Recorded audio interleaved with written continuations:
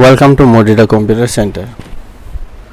আজকে ক্লাসে দেখাতে যাচ্ছে এমএস ওয়ার্ড এর সবগুলো শর্টকাট কি একমাত্র এক ক্লিকে কিভাবে আসবে বা শর্টকাট কি কিভাবে পাওয়া যায় সেটা আলোচনা করব।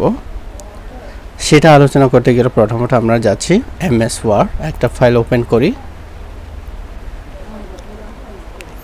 এমএস ওয়ার্ড ওপেন করার পরে আমাদের এখানে চাপ দিতে হবে অল্টা চেপে F8। অল্টা চেপে যখন আমরা F8 ক্লিক করব, যখন আমাদের এই ধরনের একটা ফেস চলে আসবে, দেখেন এখানে লিখতে হবে লিস্ট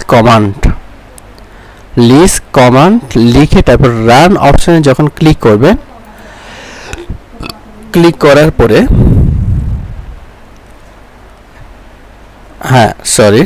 রান লিস্ট, এখানে লিস্ট কমান্ড এটা লিখতে হবে।